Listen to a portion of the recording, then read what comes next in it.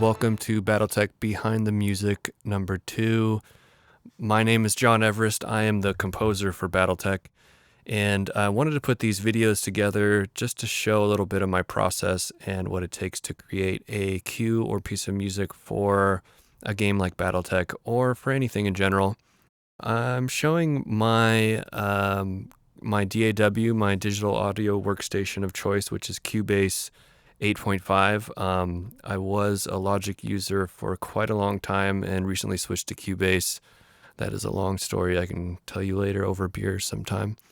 But so what I generally like to do for a piece of music for BattleTech is I'll sit down at my piano inside my studio and we'll just noodle around for a while, chord progressions, melody, that sort of thing, and just kind of get inspired by something, whether it's just even choosing a key or interesting modulation or a melody movement or something like that. Once I feel sufficiently inspired, then I move to the composing desk and fire up Cubase and just start laying in tracks. For this, I have it set up because I know that I'm going to be recording this with orchestra later, that I need to use my orchestral template. So here you see all my orchestral instruments are housed in a program called Vienna Ensemble, which is a sample housing program, sample management. And you see I have them split up by sections.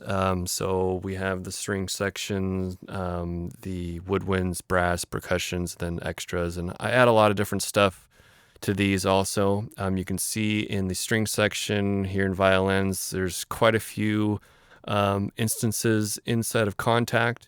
They're kind of set up by just patches for articulation types, usually just longs and shorts, so legatos, and then shorts, spiccatos, staccatos, and so forth. And then if I need to add patches, I'll go ahead and do that. But this one is a pretty basic setup. Longs and shorts, it gets the juices flowing, you get ideas down, and then you can add as you go. Again, this is just for mock-ups for an orchestral composition. So I keep a lot of the extra stuff out of this because I want it to represent what is actually going to be recorded live later on. And so you see, I favor for my orchestral stuff, Orchestral Tools, the company Orchestral Tools. The Berlin series stuff is really amazing for large templates and just using in general. Metropolis Arc is some amazing stuff too. Spitfire, I use tons of Spitfire stuff all the time, especially on all my digital stuff, Cinesamples and so many others. I can go over that some other time.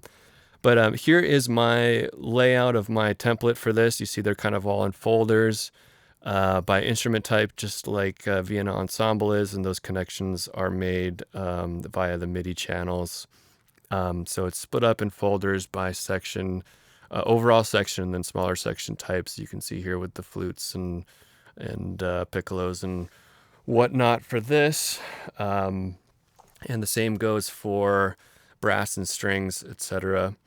And so, starting with this large template and getting my ideas down, eventually it just starts to expand into orchestration. So I'm constantly kind of going back to make sure that the score editor is looking okay, because eventually I'm going to be exporting that to Sibelius, and that's where we do the final touches and orchestration work to make sure that things are readable for the players and make sense musically and so forth. But yeah, let's go ahead and just play a little bit of this cue to see what sounds like kind of finalized. And this is, strictly using orchestral instruments for the sake of mocking up what will be recorded later, which we actually recorded for this earlier this year.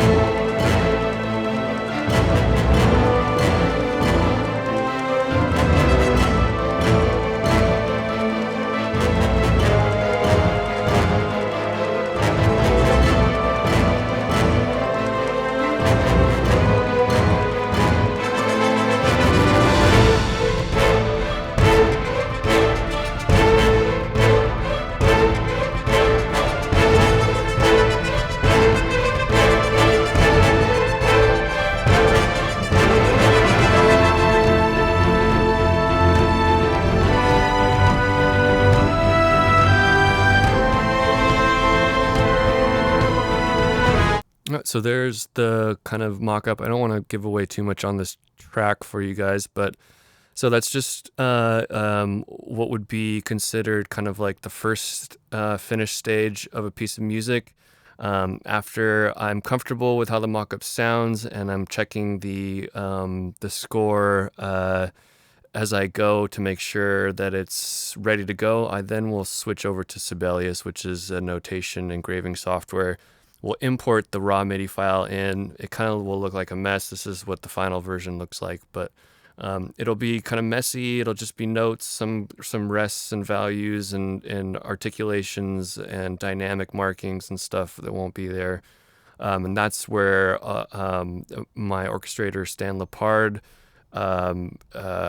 comes in and really, helps finalize the score so that it meets all, the correct standards, and players can actually look at the score and be able to play it without anything getting in the way of their interpretation of the music. And sometimes the mock-up is open to interpretation. So we have to go and talk about, what sort of dynamics are we looking for at this point?